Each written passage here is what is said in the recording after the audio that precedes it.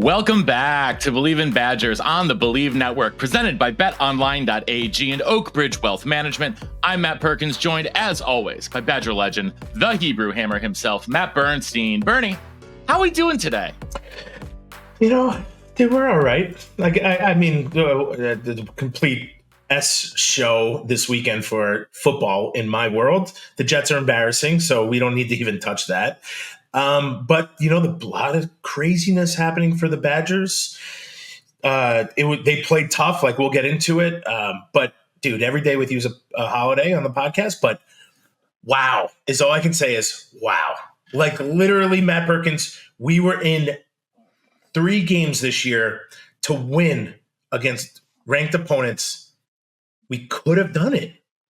I have thoughts on this, so we'll get to it. But isn't that crazy? We almost beat number 1 Oregon, or we could have. Potentially. The defense definitely did their part on that. So like Bernie said, we'll get into that here in just a second. Before we do, want to remind everyone tuning in that we continue to be presented by betonline.ag, the world's most trusted betting platform and your number one source for online betting. From earliest odds to in-game live betting, BetOnline provides you with all the action and ability to watch the games as they happen. With the largest selection of odds on everything from football, NBA, NHL, and much more, head on over to BetOnline today to get in on the action with America's most trusted site for online wagering. BetOnline, the game starts here. And, of course, our main man, Chris Anicetti, and his team over at Oakbridge Wealth Management. If you are a pro, future pro, or current scholarship NCAA athlete with NIL deals, Chris Anicetti is the man that you need to connect with to get your money right. Over at Oakbridge, Chris and his team of professionals will create a comprehensive financial plan to set you up to navigate your lifestyle and future market conditions. Oakbridge specializes in wealth management for professional athletes. They understand all the pressures that they face every single day. Chris and his team will set you up with a bespoke plan to make your money work for you off the field so you can focus on what you do best, perform on the field. Get in touch with Chris on Instagram at OakbridgeWM_Anicetti. That's OakbridgeWM_ANICETE, or head on over to their website, OakbridgeWealthMGMT.com. That's Chris Anicetti and Oakbridge Wealth Management. All right, Bernie, we got to start with the news of the day. Phil Longo is no longer the offensive coordinator in Madison. It had been, let's face it, it's been tough sledding for the past 2 years under Longo's offense. They're not producing. And so while this may not be a shock to a lot of people listening, this timing may be, because I think the prevailing notion was that, yes, this was probably going to happen, but not until the end of the season, Bern. So how do you feel about this here as we do Monday Morning Fullback? How are you feeling about this, and sort of where do you think Wisconsin goes from here? Matt Perkins, my thought process is, I have so many thoughts. We're in a whole new landscape of college football. And when you don't produce, these things happen. Now, I will say that it's a little weird with 2 games left. We lost our starting quarterback. Our backup quarterback is not producing the numbers he needs to do. Is that coaching? Is that his skill set? Probably both. I think timing is weird, right? You're throwing a wrench in a time when we need to go to a bowl. We need full, team participation.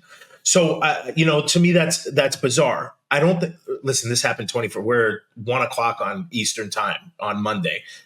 I don't have much background information. There has to be more to this than just you're not producing, right? So, Bernie, here's my thought.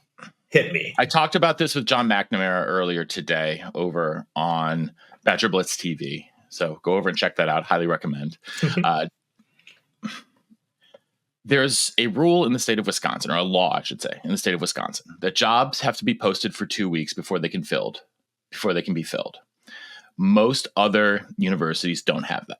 Most other universities are able to fire a guy on Sunday and hire a new guy on Monday. Wisconsin cannot do that. 2 weeks, by doing this 2 weeks before Black Monday, or Black Sunday, I guess, in college football. Black Monday in NFL football is later in the season. But it feels like to me, Wisconsin wants to be ready to hire someone the first day that they possibly can. Now, whether or not they already have, agents working in the background and already have their guy lined up, they might. They definitely do. They probably do. And so being able to hire that person on that first day not only shows, gives recruits a clear direction on where the program is going in the future right before signing day, which I think is December 3rd this year. And also shows that, sort of it circumvents this law, right? Or not, I shouldn't say it circumvents the law, but it allows them to be competitive with other offers from their programs. But Matt Perkins, could you post the job could you post the job and still have Longo finish the year?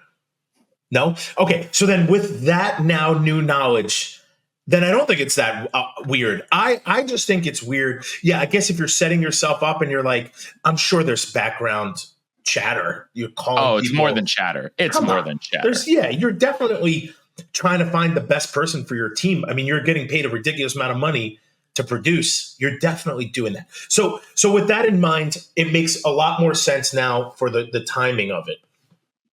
But this is a team that a couple years ago went through the exact same thing. I mean, it's just weird for Wisconsin football to really kind of be going through these major peaks and valleys. At least that's, in the last, what are we talking about? Like 2-3 years? It's been crazy. It's not just 2-3 years, Bernie. This is the 5th season in a row. If you look at the drop off between the 2019 Rose Bowl season and then going down into 2020, which obviously was the COVID year, but 21, 22, 23, 24, they're down more than 100 yards per game. They're down more than like 10 points per game every single season. So it's not just been a Longo thing. No, I'm not talking about the yards or the stats or any of that. I'm talking about like just being a person sitting in a room with a coach, and then all of a sudden that the next day he's gone. And you're talking about, excuse me, this happened. This team has gone through this major changes. 2 years ago. I see that. So on that side, to me, like, dude, when I was in school, I had Coach White the entire time. He was there before. He was there. The only one they hired. Bernie, I love you. That's a quarter century ago. Like, totally. Football is different. Totally. The amount of coach movement now is. All I'm saying is it's wonky to happen. If you're a guy sitting in the locker room for 5 years on the Wisconsin Badger team, you redshirted. You have gone through 2 head coaches, which is crazy. You've gone through potentially 3 offensive coordinators, 3. Bobby Ingram. Ingram was Chris really only there 1 year. Yeah, no, Coach Chris was calling play. Yeah, it was. So so you're your 4th play caller. He's your 4th play. I mean, it's just nuts. Now, do I think Phil Longo and Fickell, there was some other beef? I have to believe that there was something there. I mean, we've seen it in press conferences. They've talked. Right. I mean, yeah. So with, let's say we're baking a cake. You put the eggs in, you put the Longo hate in, you put this in, you put the not producing, you put not winning. You bake this piece of crap cake that now we have to figure it out. So now I don't like, I have no background information, but with this 2-week rule, we're going to hire somebody that's going to, I think Coach Fickell, if I had to take a guess, went out on the limb saying, let's try to revolutionize this team completely. And I think it was an experiment that almost like the Gary Anderson time, just didn't work. Just didn't work. 2 years later, things are changing. He swung for the fences and struck out is really what it boils down to. These things happen. Longo was he had stats behind him. So we'll see how it goes. It sounds like Nate Letton, the tight ends coach, is going to take over play calling, but I'm not entirely sure. I'm a little surprised it's not Kenny Guyton because he's the only person on staff who has experience play calling. That being said, I wonder how different the offense looks in the next 2 weeks. Like what wrinkles can change? What things can change, Vern, in the next 2 weeks to get this team bowl eligible? I mean, yeah, well, sadly, I think you're going to see some. First off, I don't think they're going to switch QBs. No, I think we're sticking with Locke. I think you're going to see balls batted down at the line of scrimmage no matter what, and I think you're going to see picks that help. Sadly, lose games for us. I mean, a batted ball and a pick at the end of the Oregon game. That stuff is hard to. It's not really a bad decision, but it seems to be how many batted balls have we seen? It seems to be a trend. It's a trend. So that sucks. Like with the ability to beat number one and you just or tie and go into overtime, and then we throw an interception. it's killer. Our defense played, to me, really well. I mean, Their they best, bent. no, not just really well. Their best game of the season. That's the first time Oregon. Yeah, that's the first time Oregon scored less than 20 points. It's the first time since week 1 they've scored less than 30 points. I mean, that team has been running roughshod over a lot of other units. And to have the bounce back from an Iowa game where they were manhandled is promising. I mean, again, it's one data point, but after some really tough losses we've seen earlier in the year. But it's going to be interesting to see if they can do that against some more physical team. I mean, against Nebraska this weekend, against Minnesota, like I'm curious to see if they can bring that same level of physicality and effort in those games. I'll say this. I think our defense did a lot of bending, but they didn't break. I thought Oregon had a lot of opportunities to push it in, and our defense didn't let them. But they were moving the ball. I mean, we went 1 for 12 on third downs. Brutal. It's impossible to win. I mean, it's impossible. But they didn't fare much better. I think Fickell said in the press conference, I totally agree with him, and I had this thought before, but Dylan Gabriel was very uncomfortable the entire game. Whatever they were doing, blitzing, I mean, they were really making him rushed, and he didn't seem to get into a solid rhythm. We did let the run game run, but again, I'm telling people, let him I don't want him to run, but that team was going to throw it to try to beat us, and we switched the script. We made them run it to beat us, and they couldn't do it. And they couldn't throw it either. We played great. I mean, we did play really great. Now, we flip it on the offensive side, and we did not play really great.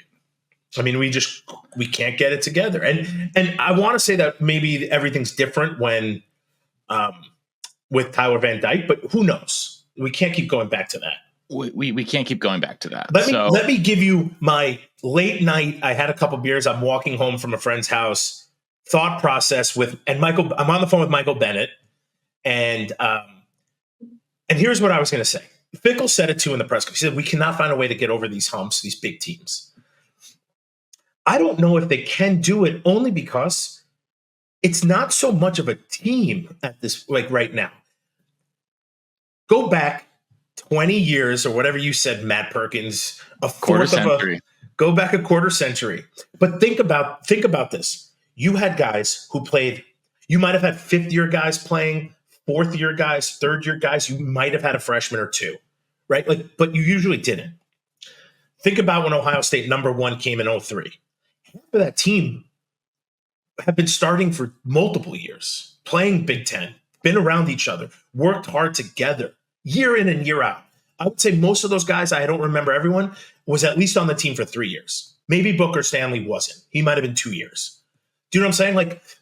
I don't think we have that knit yet that says we can do that.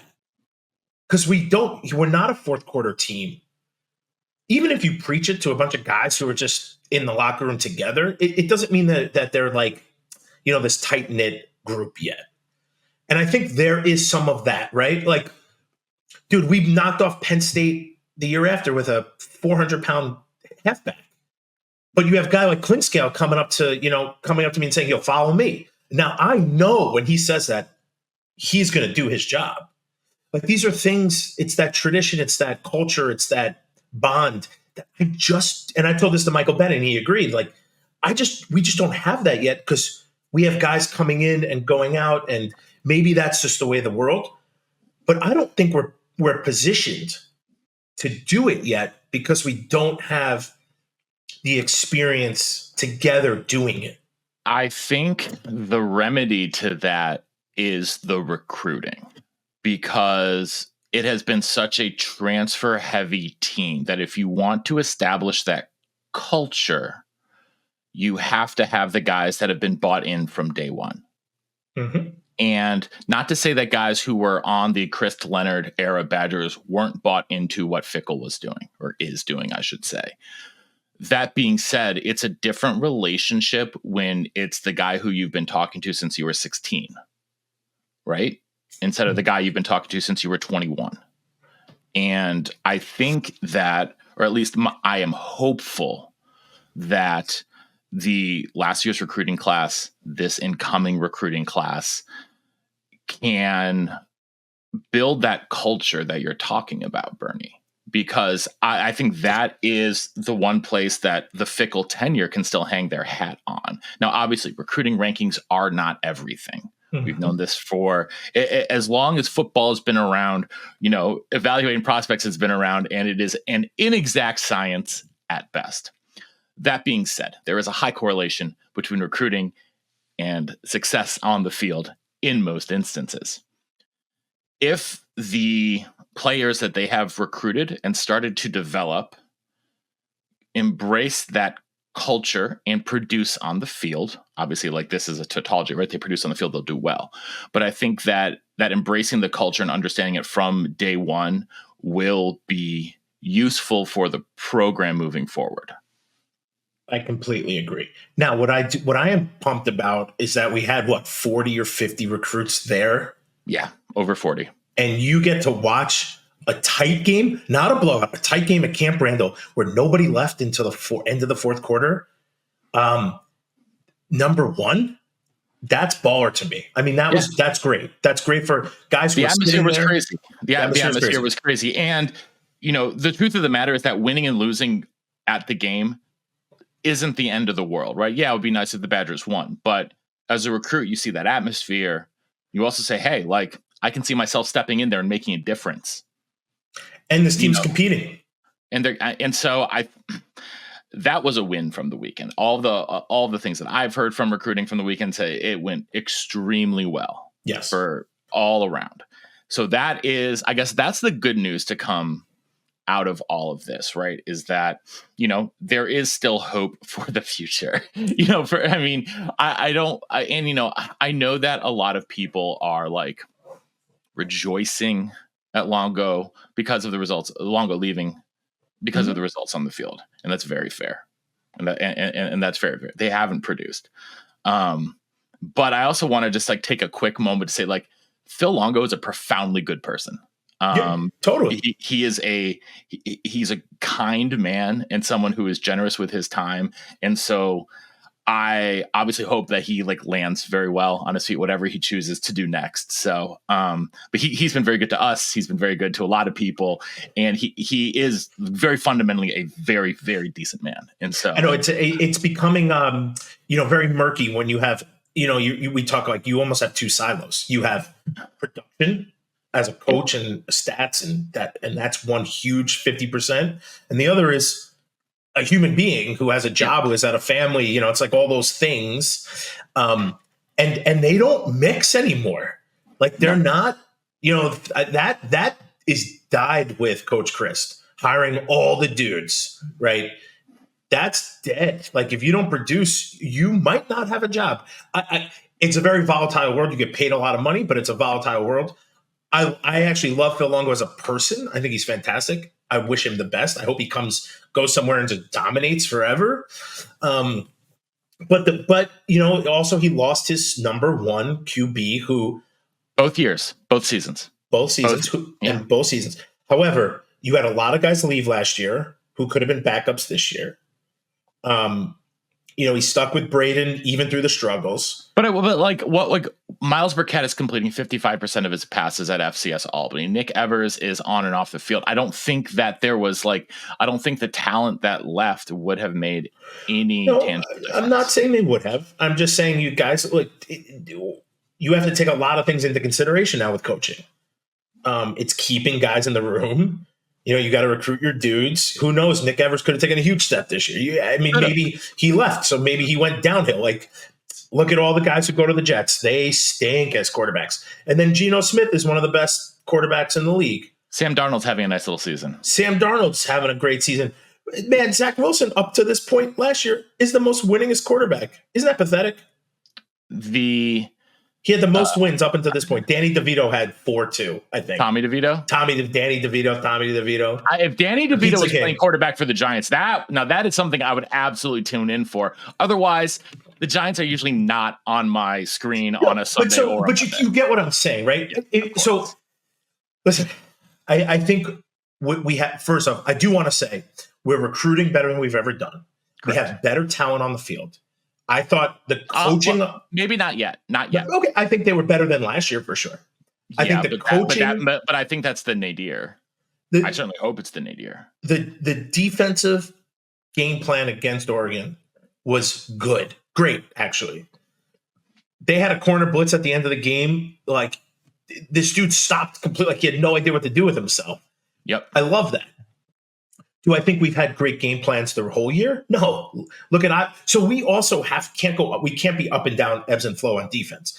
We gave up 340 yards against Iowa, who's a terrible team. I've almost wanted to curse like 12 times on this podcast. They're a terrible team, and we got embarrassed by them. Yes, we did. Playing tough against Oregon. So there's another thing, right? Like, how do you be consistent?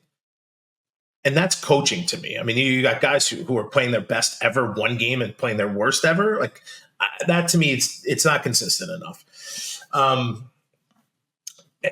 I actually think we did mix it up. We put Jackson Aker in there a little bit. I don't think he produced as well, but he had a couple snaps, some interesting offensive potential plays I was excited to see. But we do them once in a while. You're not going to be good at them. So, like, these are things, right? These are all the things. We punted way too much, but we fought, and that makes me excited, right? Like, if this team, and we fought against Alabama, we just gave up more points, but we still fought against them, and I liked what I saw. If we can do that against the next two opponents, we could win the next two games. Like, these games aren't out of our reach. Matt Perko, you think Nebraska, the problems we're playing there, do you think they could beat us? Of course they can. Of course they can. We saw how crappy this team played against Iowa. If that team shows up, yes, absolutely they can lose to both Nebraska and Minnesota. But we could also win both. We could also win, but it's in the exact same situation at the end of last year. They were 5-5 and needed to win a game to become bowl eligible. So now Nebraska needs to win a game to become bowl eligible, right? So one team's walking away bowl eligible. I don't know the quality of the game we're going to see. I have some questions still on the O-line. Some guys look okay. Some guys were playing on ice skates still.